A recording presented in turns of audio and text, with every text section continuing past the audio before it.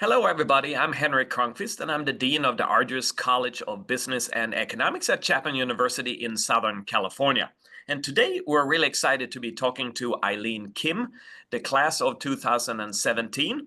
And she moved on to law school after Chapman and is a JD candidate at Loyola Law School. Hi, everyone. My name is Tori Nguyen. I'm the co-host of this podcast in the class of 2026 for the Arduous College of Business and Economics. So we are so glad to have Eileen here with us today, and we're going to jump right in.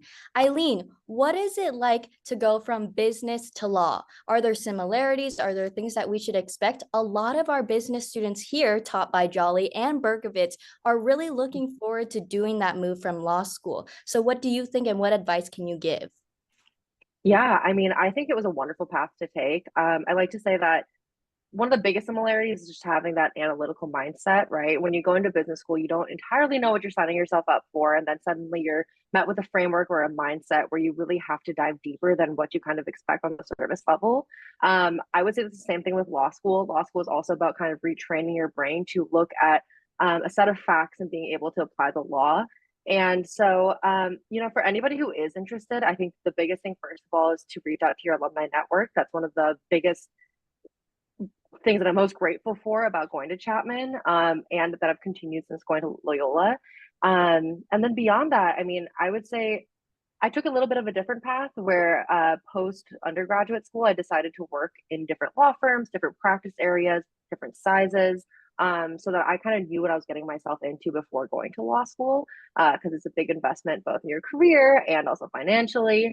And I was really grateful for a lot of mentors that I received, so that when I went straight into law school, then I kind of already had an idea of what I wanted to do. And so I'm eternally grateful for that. And then this summer, and then hopefully post grad, I'll be going to Goodwin Proctor, and kind of interested in intellectual property law.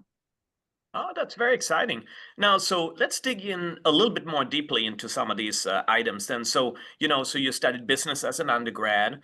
And so, how does that, and you study as an undergraduate in business, you of course study business law, but also Yeah. many other things, marketing, accounting, finance, operations, and so on. How does all of that prepare you to go to law school? Yeah.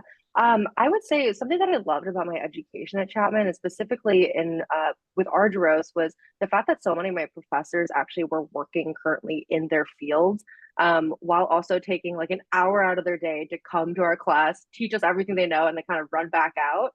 And so some of the things that what I was most grateful for was just that really not just holistic, but practical mindset. And speaking of holistic, I think throughout Chapman, because my professors were doing that, I was also working throughout my undergraduate degree. I was able to graduate in 2.5 years. And so I think seeing that and then going to law school, it was really big for me to find alternative paths and be able to, again, apply that a little analytical mindset, excuse me. And I think I've done okay so far in law school. So hopefully I'm also class 2026, but for law school. Yeah, just as a quick follow-up then. So 2.5 years in college, and you also mentioned to us earlier that you're a first gen. How do you do that? What's the secret? Yeah. Other The than quote that I hard always work. right. I think with what is it? Necessity is the mother of invention. And so I think again with kind of a sticky financial situation, I knew that I wanted to get the most that I could out of my Chapman education. And again, if it had not been for my advisors and my professors who were so incredibly helpful in making sure that I was able to do it, I don't think I'd be able to do that now. And again, I think alternative paths have always kind of been ingrained in my personality for some reason. And so with Loyola, that's also why I'm in the evening program, although I'm working full time. So I don't know. I like to play life in hard mode, but it pays off. It pays off. Wow, that is definitely like what we like to see in a Chapman student, hardworking, getting things done fast. So, a really tough question, but maybe very insightful for you is how should students decide what they want to do with their future? Should they spring in head first, or should we have a plan going into it?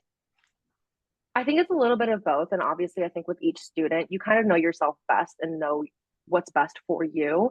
But I will say with that to always, I think if you're going to go in head first, it has to be intentional, right? And so I think with any student, especially with a business degree, where sometimes it can feel like it's applicable to everything, which it kind of is, and that's the beauty of business. But I would say when you're in law school, speak to your professors because, again, they're working in the field right now. They can give you so much insight. And I remember talking to Berkovitz. I remember talking to Buckowitz, who I'm sure if he's still at Chapman. And so many of my other professors to kind of just get a little tidbit into their day-to-day lives, their careers, what got them to where they did.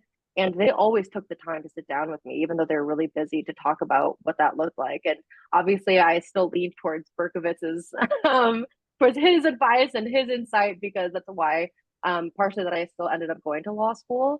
So yeah, I would say really take advantage of your alumni network, your professors. One of my biggest mentors is another Chapman alumna, Connie Benson, who's an attorney.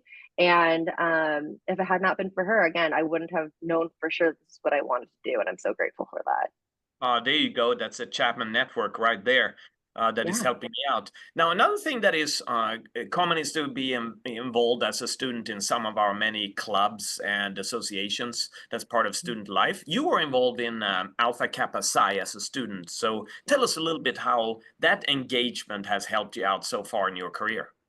Yeah, I am so grateful for my experience with AKSI.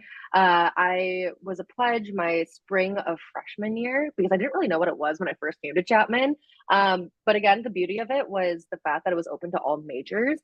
And I was really, really shy and just like an uncomfortable person when I first came to college, if I'm being honest.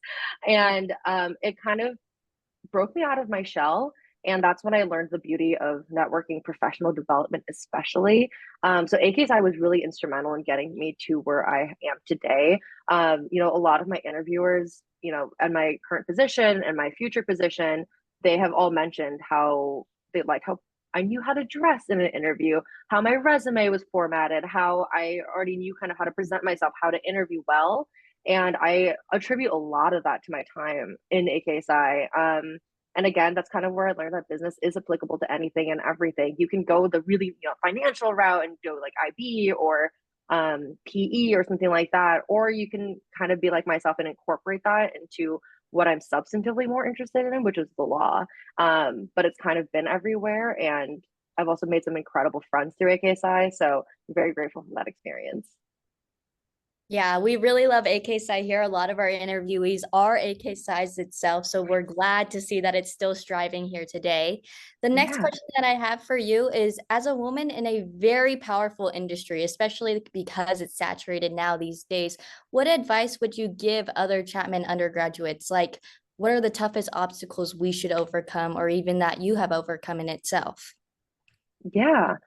Something that I'm really passionate about is learning your own personal brand and not letting kind of any label attribute you to needing to be a certain way or acting a certain way. So, for example, like I'm a woman of color. I'm an Asian woman, and I'm going to be going into this industry called big law, where that's you don't see as many of me, for example.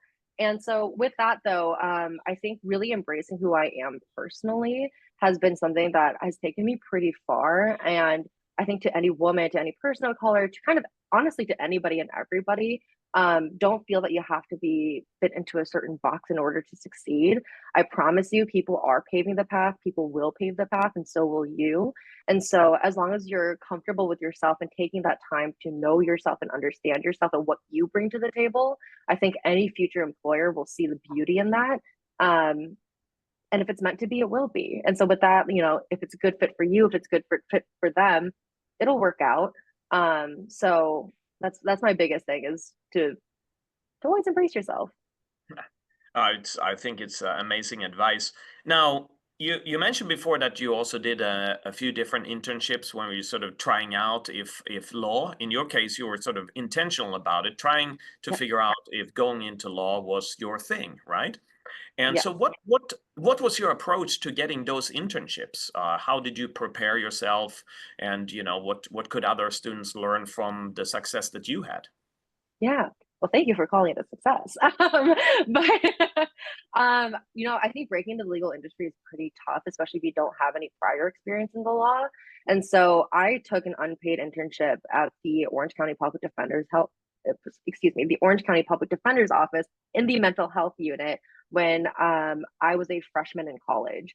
And it was unpaid, but honestly, that was the most insightful work that I had done. Kind of getting my first steps into the law. That was public interest, it was a public defender's office. And I realized mental health is something I'm really passionate about, but it wasn't something I needed or felt that was necessary to make my entire career.